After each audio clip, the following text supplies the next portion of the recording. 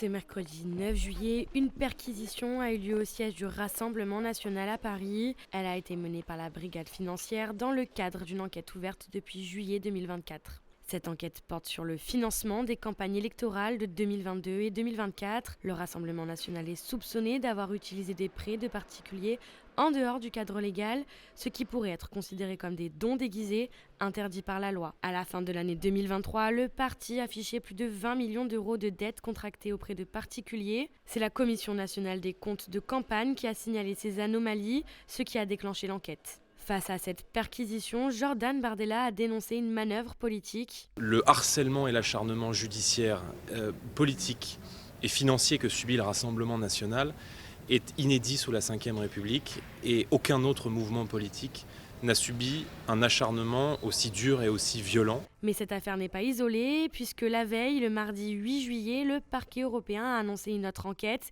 cette fois sur les dépenses du groupe Identité et Démocratie, auquel appartenaient les eurodéputés du Rassemblement national. Plus de 4 millions d'euros de fonds publics européens pourraient avoir été utilisés de façon irrégulière entre 2019 et 2024. Et en toile de fond, une autre affaire pèse sur le parti, celle de Marine Le Pen, puisque le 31 mars dernier, elle a été condamnée à 5 ans d'inéligibilité et 4 ans de prison, dont 2 fermes, pour détournement de fonds dans l'affaire des assistants parlementaires. Marine Le Pen a fait appel et ce procès aura lieu en été 2026. Elle a donc saisi la Cour européenne des droits de l'homme pour suspendre immédiatement cette peine, mais ce mercredi 9 juillet, la CEDH a rejeté sa demande, estimant qu'il n'y avait pas de risque de violation urgente de ses droits. C'est donc 3 enquêtes ouvertes, une condamnation en cours, un appel toujours à venir et un avenir politique de plus en plus incertain pour la principale figure du Rassemblement national.